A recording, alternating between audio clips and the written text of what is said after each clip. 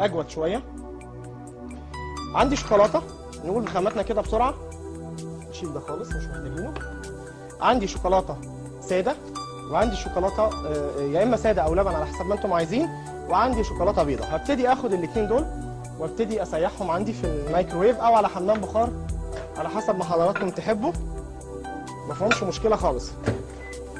تبتدي الشوكولاته عندي تسيح، ومن هنا لحد ما تسيح هنبتدي نقول احنا اول حاجه عندنا التمر. بنقي نوع تمرايه تكون حلوه على حسب ما انا حاببها، دي حاجه. الحاجه الثانيه يكون حجمها مش كبير قوي ومش صغير، لان التمر اللي عندنا في مصر اغلبه بيبقى جاي من سيوه، فبيبقى حجمه قريب من بعضه.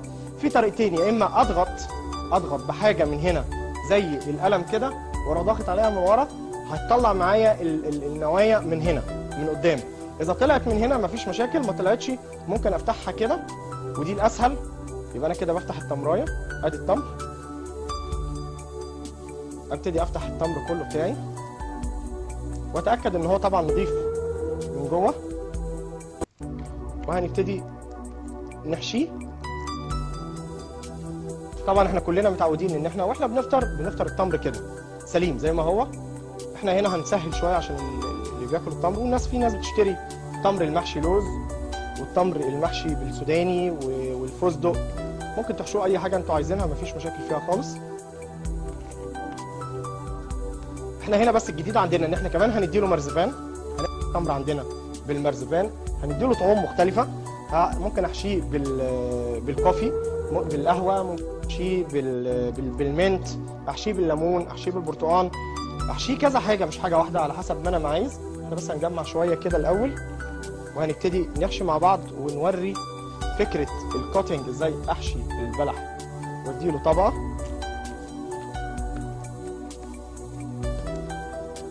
كده. احنا بننضف، بنشيل النوايا من جوه.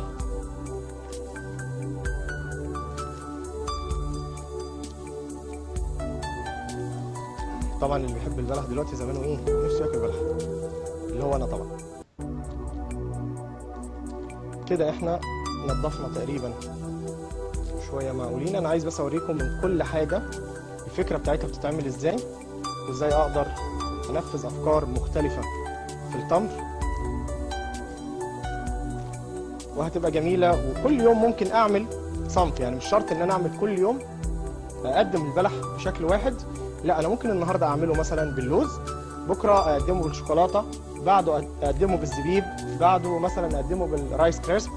يعني افكار بسيطه لكن تعمل معانا ان شاء الله شغل كويس. ناخد دول كده، هنبتدي نشوف مع بعض الشوكولاته الاول تسيح معايا. اهم حاجه الشوكولاته بتسيح. الشوكولاته، الناس اللي بتسيح الشوكولاته في الميكروويف مثلا، لازم اطلع الشوكولاته بعد ما تخش عندي، ما اسيبهاش لما تسيح قدامي، هي مش هتسيح. الشوكولاته لو سبتها وشغلت عليها النار 3 ايام مش هتسيح. لازم ان انا اقلبها. بصوا حضراتكم، مجرد ان انا قلبت الشوكولاته ساحت ازاي، خصوصا لما تكون شوكولاته طبيعي بتسيح بسرعه جدا، ما بتاخدش وقت عندي. يعني انا لو ما دخلتهاش تاني حراره وقلبت بس كده هتسيح معايا بسرعه. احنا كده بس هنسيحها تاني، ندخلها تكمل سيحان، وهنرجع نبتدي نعمل الحشاوي بتاعتنا. يبقى انا كده اشتغلت هنا. هبتدي نحشي. اول حاجه مثلا لو انا هحط لوزه مكان النوايا، يبقى انا حطيت اللوزه كده. هنجيب طبق معانا،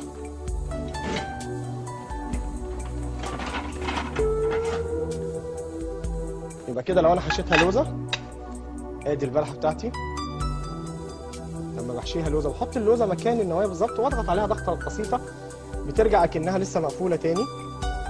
طبعا لو انا ضغطت من ورا وطلعت البذره من غير ما افتحها هتبقى اشيك طبعا، بس بتبقى صعبه عليكم شويه في البيت. احشيها بندق، احط بندقيتين في قلب البلحه. طبعا لو حجم البلحه كبير هدي بندقيتين، لو حجم البلحه صغير هديها واحده بس. يبقى احنا كده عندنا بندق. طبعا البندق واللوز يكون متحمص، ده مهم جدا ان احنا نحمص البندق واللوز.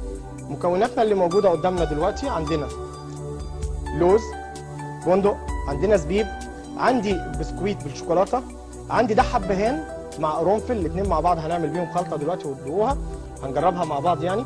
عندي في سمسم والزبيب، وعندي في فرماسيلي كمان لو انا عايز اعمل كوتنج واشكال.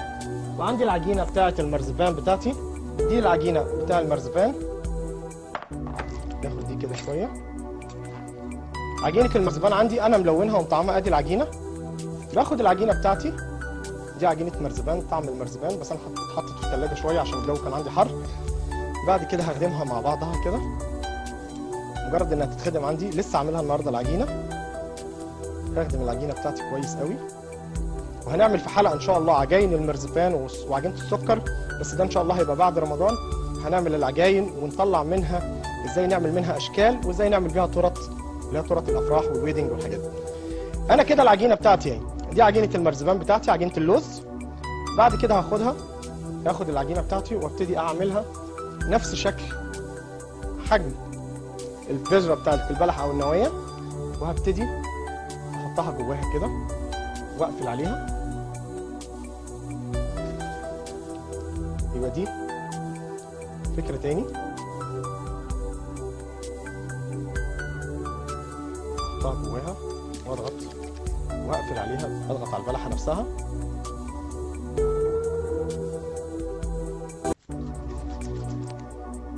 تمام كده، احنا كده عملنا دي.